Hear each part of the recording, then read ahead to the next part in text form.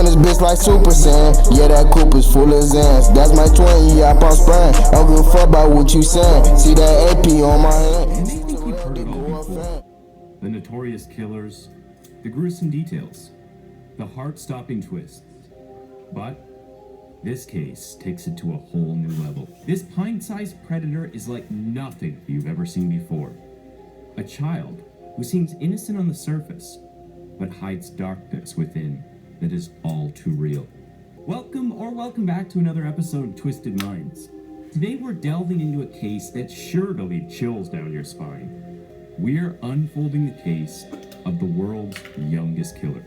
And he's not just the world's youngest killer. He's also a serial killer. This means that he must have killed at least 3 people to earn that title. Intrigued? Let's get into it.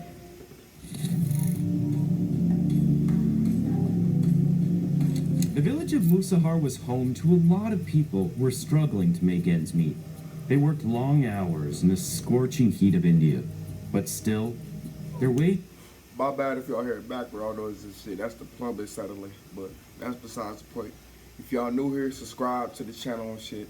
Y'all go head over to the second channel. It's called nWTerrell Reacting Again. I post content over there every week, so y'all stay tuned, man. And let's get back into this video though.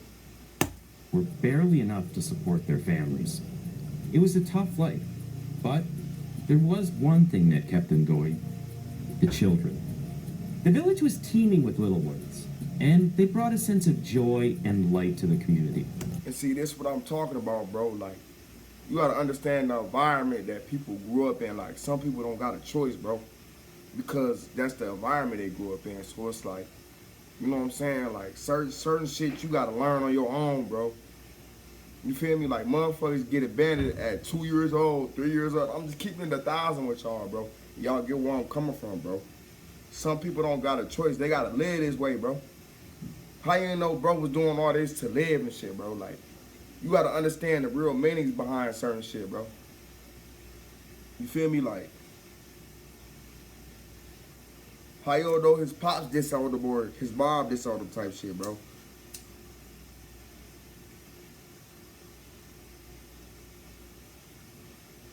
Cause I ain't gonna lie, in certain countries, certain states and shit, like, you on your own, bro, at a certain age, bro. You gotta learn how to survive on your own, bro. And I'm just keeping it 1,000, like. Whether that's smoking somebody else, whether that's, I'm just keeping it 1,000, bro. I'm telling y'all, bro. They played together, and their games were a welcome distraction for the hard-working villagers who had little else to look forward to. The families in this village were closely connected, and most of them were related. They banded together to support each other through tough times, but it was the children who truly made a difference. The Sada family was spread out across the village. They had lots of cousins, uncles, and aunts who were their neighbors. They didn't need to go far to see their family. In this close-knit community, the Sada family thrived. They knew that they were never alone, and their family and friends were always there to support them. And so, despite their hardships... Bro, but you gotta understand that, like... You know what I'm saying? Some people ain't don't got no families, bro. Like, some people don't got no families, bro. But some people gotta get it how they get it, bro. Whether that's selling or prostituting, bro. You know what I'm saying? Or, you know, like I said, bro. You gotta do what you gotta do, bro, to survive, bro.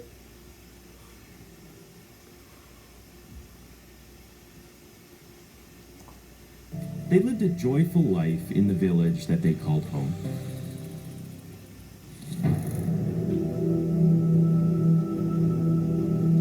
The children of the Sada family loved nothing more than playing together in the streets. And amongst them was a sweet 6-year-old girl. One day, she headed out for her usual playtime with her cousins. And it's like, you can't even be a kid. It's like, you gotta grow up fast and shit. You feel me? Like, you know what I'm saying? In certain environments, you gotta grow up fast and shit, bro. So it's like, some people don't really get to have that experience, bro, to actually, like, be a kid and shit. You know what I'm saying? To actually have fun, bro. Y'all get where I'm coming from, fam. And that's why certain motherfuckers get into certain situations, or you know what I'm saying, they come out acting like a child in the mind, cause you know what I'm saying? Cause I'm just keeping it 1,000, bro. Well, that don't got nothing to do with the sick, but that's besides the point, bro. What I'm trying to say is, bro, is that, bro, some motherfuckers don't, you know what I'm saying? You don't got a choice, bro. You don't. Like, this was back then, bro. This is like the 1800s and shit, so y'all gotta understand, bro.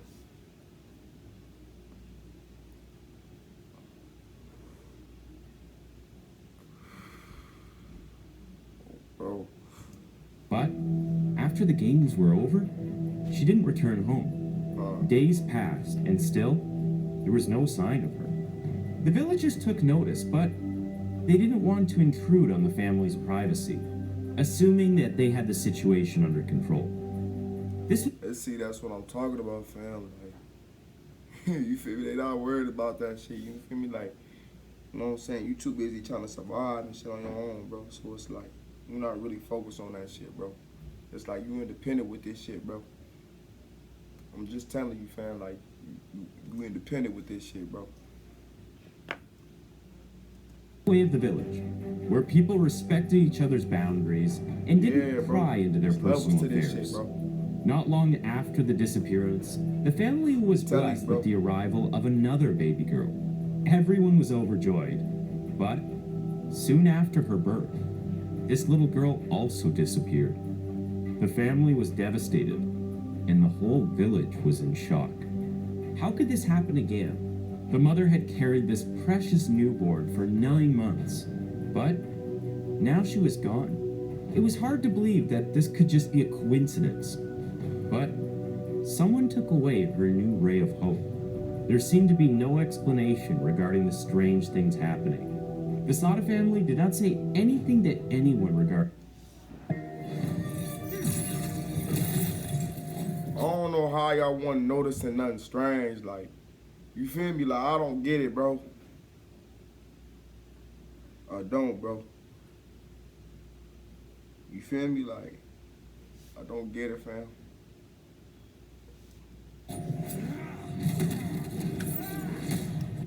Regarding the case, the family remained tight-lipped about the whole affair, refusing to divulge. And to be honest with you, bro, like, this shit is normal. And what I mean by that is, like, you know what I'm saying? Like, you know, nowadays it's like little kids out here, like, smoking each other type shit. I'm just keeping it 1,000, bro. Like, that shit is normal, bro. Like, I'm just keeping it 1,000, bro.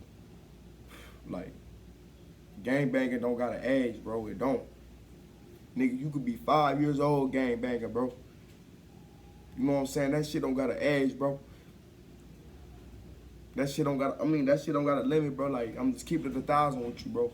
You be 3 years old gangbanging, bro. Y'all laugh, y'all can laugh at me. I'm just keeping it 1,000 with y'all, bro. I'm keeping it 1,000, like. I'm telling you, bro, like, that shit don't got an age, bro.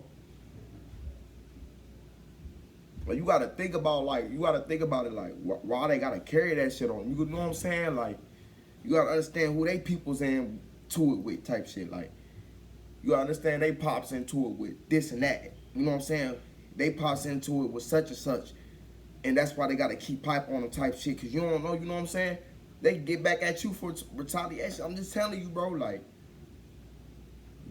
if they can't get you, bro, they go get somebody close to you. I'm not even lying, bro. So why you think, you know what I'm saying? This shit's sad, but it is what it is, bro. You gotta do what you gotta do to survive, bro. You know what I'm saying? You seeing 13, 14-year-olds with switches and everything. You gotta understand that, bro. You gotta understand, like, you know what I'm saying? They gotta make it back home every day and shit, bro. Y'all wouldn't understand that shit, though. Y'all don't understand who they, you know what I'm saying? And some of them don't even probably want to do that shit, but that's what they gotta do to survive, bro. Like, at this point, it's either killed or be killed. I'm not even lying, bro. That's what it's like right now, bro. I'm keeping it 1,000 with y'all, bro. I'm just keeping it 1,000. It's either killed or be killed, bro. I'm telling you, bro. It's either killed or be. I'm telling you, bro. Any information to other villagers, as if she had just been erased from their family. Her disappearance seemed not to matter to them. To onlookers, it was a baffling situation. How could anyone be so nonchalant about the disappearance of one of their own children? There were no visible signs of grief or mourning, no tears shed, and no stories shared about the two young girls. It was as if they had never existed in the first place. They began to wonder what was happening and why they behaved this way. Two young girls just disappeared from the face of the earth, and no one was saying anything about it. That's what I'm saying, bro. Like, I know this was the 1800s and shit, but like, motherfuckers wasn't even on that time and this shit. You know what I'm saying? They was on some other shit, bro. They too busy trying to find other resources. You know what I'm saying? I'm just keeping it real, bro. I wouldn't worry about that shit, bro.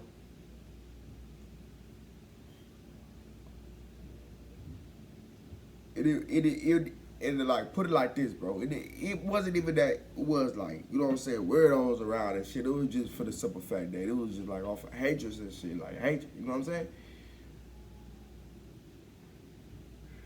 You gotta understand the environment they growing up in and shit, bro.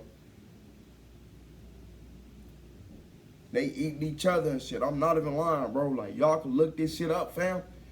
Do y'all research? I'm not even lying. Like, I'm just keeping it 1,000 with y'all, fam. I'm just keeping it 1,000 with y'all, bro. Like, straight up, bro. You feel me? They eating each other and shit. I'm telling you, bro.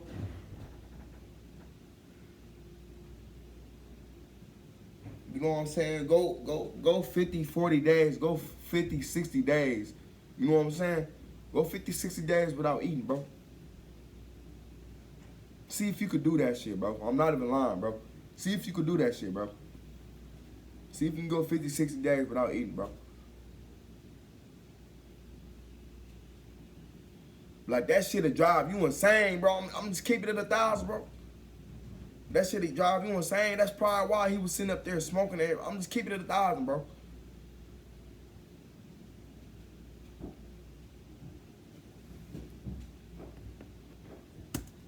Fate had other plans, and tragedy struck the village once again in 2007. This infant was a 6-month-old baby girl. However, this time, the victim was not a member of the Sada family, but a sweet, innocent baby girl named Kushba. Kushba's mother had dropped her off at the village primary school, thinking it was a safe place for her to be while she went to work. It was meant to be a safe haven. See, look, that's the crazy part. That's where you're getting too comfortable at, bro. You can't trust everybody with your kids, bro. And I'm just keeping it 1,000, bro. You can't trust everybody with your kids, fam. Like, straight up, like, when I have kids, fam, I'm not sending them to no daycare, none of that shit, bro. I'm gonna watch them myself, bro. Like, straight up. I'm gonna do all that shit myself, bro. Like, I don't trust nobody, bro. There's weirdos out there. There's pedophiles and shit, bro. There's pedophile teachers and shit, bro. I'm not even lying, bro. But they sit up here and hire in the fields and shit. That's why you gotta watch your kids around everybody, bro. Everybody's not to be trusted, bro. Watch them phones, bro. I'm gonna keep saying that. Watch them phones, bro. You know what I'm saying? Watch them phones, bro. I'm just keeping it 1,000 with y'all. Like, straight up. A place of security and love. But when her mother returned to pick her up, she was met with a nightmare. Kushba was nowhere to be found, snatched away in the blink of an eye.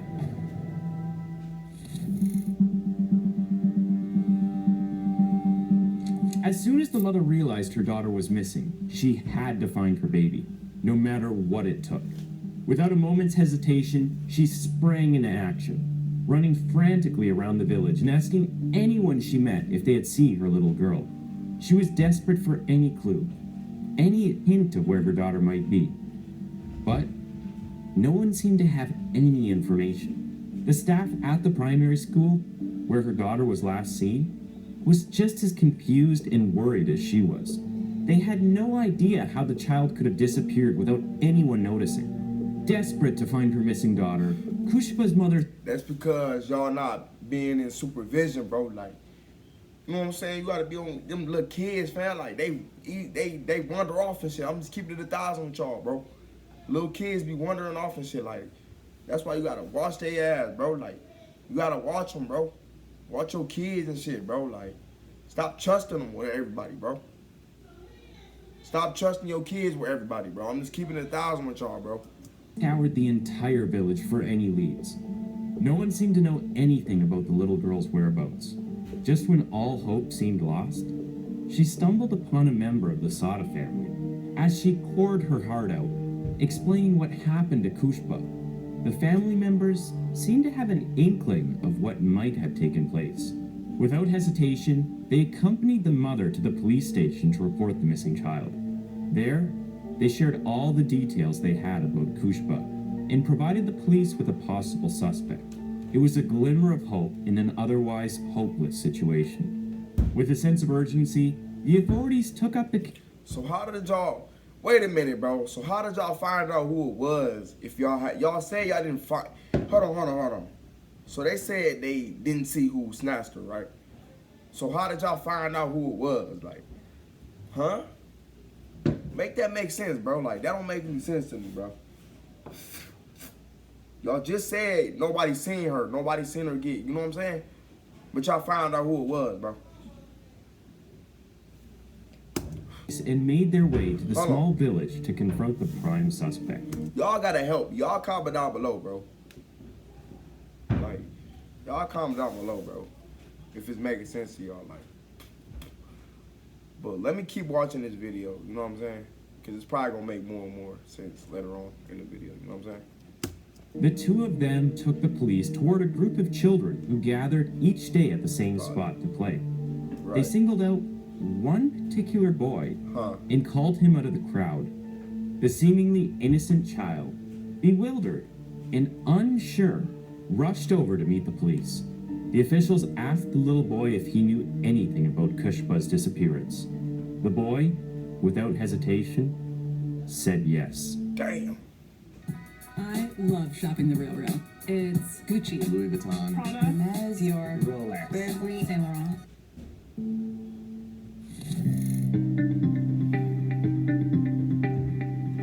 The villagers held their breath as the little boy stood before the police, hoping that he would provide some helpful insight into Kushba's disappearance. They were expecting to hear about her last known whereabouts, or if anyone had seen her leave the village. But what the boy told the officers left everyone stunned. With a determined look in his eye, the boy spoke with unwavering conviction. He looked the officer dead in the eye and told her that Kushba was not missing, but she was dead. And the reason that he knew that was that he killed her himself. The villagers stood frozen in disbelief, struggling to come to terms with what they had just heard. The confession was beyond anyone's wildest... And that's why you gotta watch your kids, bro. Like, that's another reason why, bro. Like, y'all was not watching them with supervision, bro. There was no supervision around. Like, that's the type of questions that people are going to comment down below, like, in the chats. Like, where was the adults when this was taking place? Where was somebody that was over 18? You know what I'm saying? I'm just keeping it 1,000, bro. Them are questions that are going to be asked, bro. I'm not even lying, bro. I'm just keeping it 1,000 with y'all, bro. Initially, the police dismissed the little boy's claims, believing that he was just playing some sort of cruel joke on them. They thought that he was just trying to waste their time by saying bizarre and outlandish things. However, their skepticism quickly turned to horror when the boy led them to the exact spot where he had tried to hide the body of the young child. Their fears were quickly confirmed. As they arrived at the location, the officers could feel their stomachs churn. The sight before them was too much to bear. There was a shallow grave where the little boy had buried the innocent baby. The little boy's story was no longer a twisted prank or figment of his imagination. The boy then began to tell them the chilling story of how he had taken Kushba from school and nobody had noticed him leaving with her. He carried her to a secluded area where he intended to satisfy his twisted desires. He started by strangling the baby, hoping to elicit a reaction of fear or desperation from her. But as the baby continued to cry, the boy grew frustrated that his efforts weren't enough to make him feel powerful. Determined to prove his dominance, he grabbed a stone from the ground and began striking the helpless baby with it until her body gave out. The officers couldn't believe the horror that they... And see, another question that's gonna be asked is like, you know what I'm saying? Like, who was his parents and shit? Like, who? You know what I'm saying? You know what I'm saying? I'm just keeping it 1,000, bro. Like, them type of questions that's gonna be asked, bro. Who was his parents and shit? Where is they at, bro? Where his kinfolks at? I'm just keeping it 1,000, bro. Hearing. The boy told the police while laughing, "I killed her by repeatedly hitting her with a brick." This innocent-seeming boy was describing the Then y'all senseless laughing like murder. it's a joke, like he dead ass trying to tell y'all we went down and shit. Like, this shit ain't a game, bro. This shit ain't no game, bro. Helpless baby The fuck? who had done nothing wrong to anyone. Y'all lame as What was hell for more laughing, disturbing but than this shit that ain't a game. was the fact that the person telling the story was a little boy himself. The story checked out. He was not making up a story out of his imagination. He was not boasting in front of his friends. This actually happened. The police realized the seriousness of the situation and immediately took the young boy to the police station. This was the youngest criminal that the police had ever seen. And he was sitting right in front of them. But like I said, bro, like I said before, bro, this is normal, bro. Y'all gotta understand this, bro. This shit is normal, bro. You know what I'm saying? You gotta stay dangerous and shit. I'm just keeping it 1,000, bro. What I mean by that is, bro, you gotta, you know what I'm saying, keep protection on you, bro. You can't be caught lacking, bro. I'm just keeping it 1,000, bro. Cause as soon as you do, bro, ain't nothing you can do about it, bro. Just keeping it 1,000. That's what I mean by that, bro.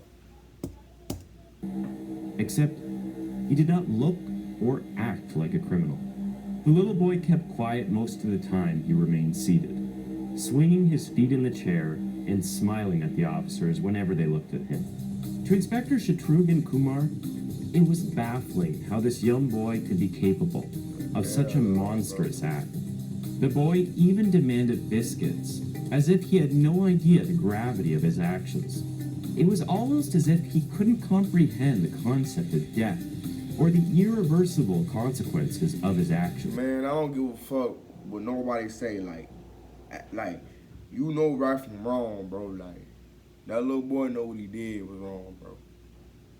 Like, he know what he did was wrong, bro. You know what I'm saying? You know that shit at 2 years old, bro. It's common sense. Like, you feel me? Like, you know what to do and what not. You know what I'm saying? I'm just keeping it 1,000, bro.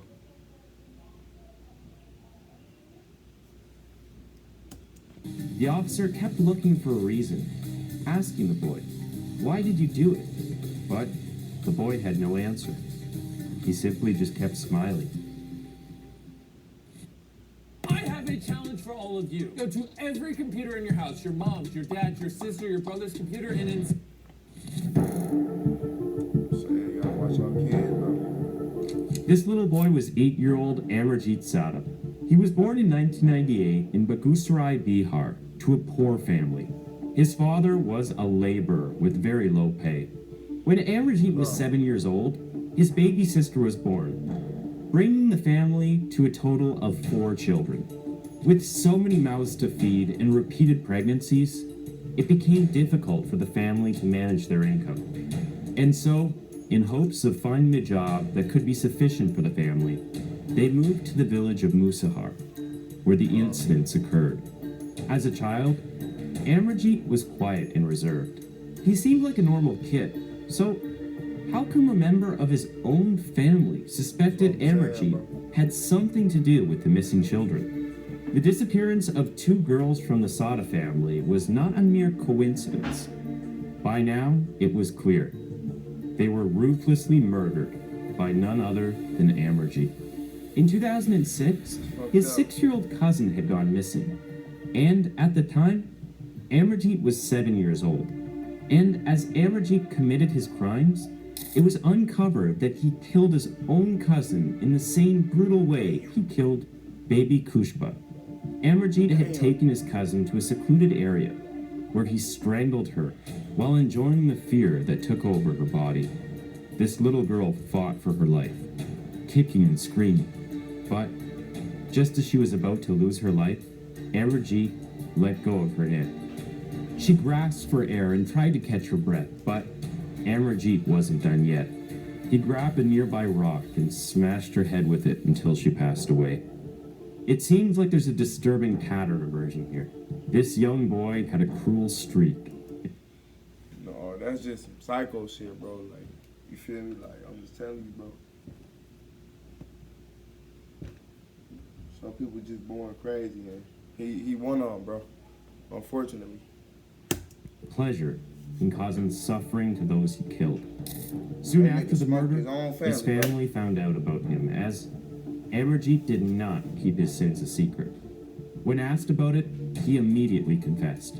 The truth came out in front of his whole family, including the father of the girl, his uncle. And what did the family decide to do about it? Keep quiet. Yes, sadly, the family considered it a family matter. And so they thought they should keep this information to themselves, bro. And not get any third party. See, that's what I'm talking about, fam. Like, you feel me? Like, what you expect, bro? Little bro not finna just act out like that. Like, you gotta think about his past history and shit. Like, you gotta think about his pops and shit, you feel me? Like, what his pops was and shit, you feel me? Like, you gotta think about what his pops and stored in him and shit like that. You feel me? And I'm just keeping it 1,000 with y'all, bro. Like, for real. They chose to protect the boy. They may have thought that Amarjeet was too young to fully grasp the idea of death, so he didn't really understand what happened. His family talked to him and tried to help him understand, and then they all tried to move on from the sad event. They hoped that Amarjeet had learned from what happened and wouldn't do anything like that again. See, that's what I'm talking about, bro. Like, the parents is sick in the head. Y'all see what I'm saying, bro? Y'all see what I'm coming from, fam? And they support what he doing and shit. Like, they think it's cool, bro. Like, this shit ain't okay, bro. You know what I'm saying? Like, little bro not finna just, you know what I'm saying? Like, little bro not finna just do all that for no reason, bro. Like, you gotta think about what was instilled in him, bro. What his parents taught him and shit, fam. Like, come on, dog. You know what I'm saying? Like, so it's like I ain't finna, like, with this situation, I ain't finna sit up there and blame him fully just for the simple fact that this fall on his parents 100%, bro. Yeah, he get 50%, bro. But it's like at the same time, bro, like, this falls back on his parents like a lot, bro. This fall back on his parents, bro, and I'm just keeping it 1,000 with y'all, bro. A decision that they quickly regretted because it led him to becoming the youngest serial killer in the world. Unfortunately, a few months later, something very disturbing happened. Despite his family's efforts, Amarjeet once again showed signs of his dangerous behavior. This time, he turned his attention to his own home. That's what I'm saying, his bro. own blood, his own family, his little sister. Amarjeet's mother had put his newborn baby sister down for a nap. Seeing her sleep so peacefully, Amarjeet went over to her. And to be honest with you, like, I could just stereotype, like, bro wanted to be the only kid in the family. Like, I'm not even lying, bro. Like, cause notice how he smoked all the kids and shit. He ain't smoked no adults, none of that. He ain't smoking, but like, you know what I'm saying? He sat up there and strangled them, beat them with rocks and shit. Notice how it was just kids, though. You feel me? Y'all get that? Y'all pay attention to the kids part. So I stereotype, bro. Bro wanted to be the only kid in the family, dog. You know what I'm saying? He ain't want no brothers and sisters. I'm just keeping it 1,000 with you, bro. He ain't want no sisters, bro. He ain't want no, you know what I'm saying? He ain't want no cousins, none of that, bro. He didn't want all that, bro. And I'm just keeping it 1,000 with you, bro. I'm keeping it 1,000 with y'all, bro. Like, bro wanted to be the only kid in the family, dog. You know what I'm saying? That was some jealousy shit, bro. You know what I'm saying? He was just jealous and shit. I'm just keeping it 1,000 with y'all, bro. Bro felt like he wasn't getting attention, none of that, fam. Like, y'all gotta understand, bro. If y'all had little siblings and shit like that, y'all gotta understand, dog. And some of y'all do get where I'm coming from, fam. He took her out of the house to an isolated area and repeated the same thing with her. The same cruel, heinous act. Within 6 months, the boy had caused the death of 2 innocent people. When the family realized the 2 were missing, they went to talk to Amarjeet, and he immediately admitted to killing her without trying to hide it. But the family stood by his side and kept the whole incident a secret. At the time when Kushba died, the circumstances were different. That's what I'm saying, This was bro. not a member of the family, so he could not count on them to keep the family's lips shut. You know what I'm saying? They failed him, bro. His parents failed him, bro. Not even lying. I'm just keeping it 1,000 with y'all, bro. The mother was not going to back down. She wanted answers. She wanted justice for her baby. Word got out. Police got involved, and the boy was taken into custody. Take care of your skin, my guy. It's not even that hard. Oh my god. Like, what y'all expect, No, bro? no. Y'all motherfuckers don't let to keep their mouth shut. He taught on himself, bro. But he a kid, you know what I'm saying? He don't understand, bro. There are lots of speculations regarding the family's decision to sweep everything under the carpet. Some say the reason why the Sada family did not report the boy who killed their daughters was to shield him, as, in certain families, boys are seen as valuable assets, while girls are deemed to be burdens. Had the boy murdered male members of the family, they may have reported it. It is a regrettable reality. Bro. And, of course, there is a possibility of him being subjected to severe Yeah. abuse by his family throughout his life until that moment. Bro, you could tell. That's what I said, bro. Y'all gotta understand the trauma and shit he done went through, bro. Y'all heard what I said from the beginning of this video, dog. I don't be lying when I say this shit. Which might have been the source of his sadistic tendencies. After all, where does such a young boy learn of such heinous acts? According to the laws in India, Amarjeet was too young to be held accountable for his crimes when he committed murder. As a result, he was sent to a juvenile home, where he was isolated from others.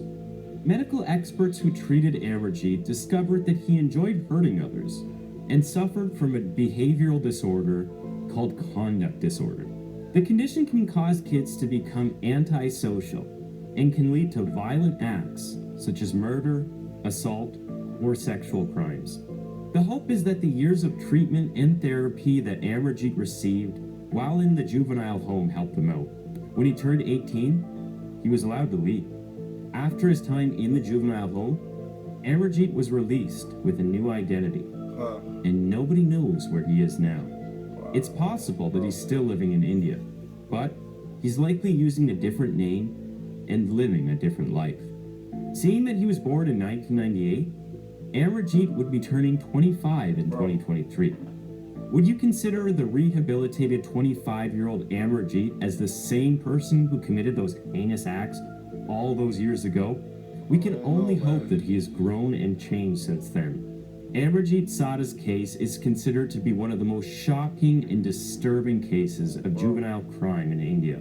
The case is a heartbreaking reminder of the importance of early intervention and mental health support for children who exhibit Bro, concern. that's why you gotta pay attention to your kids' behavior and shit. Like, you know what I'm saying? Like, you gotta watch the signs and shit, peep shit, bro. When something ain't right, you gotta pull them to the side and shit, bro. I've been saying this shit for the longest, bro. You gotta pull them to the side, saying what's wrong, son or daughter. I'm just keeping it 1,000 with y'all, bro. I love y'all, and I'm gonna see y'all in the next video, man. I'm out.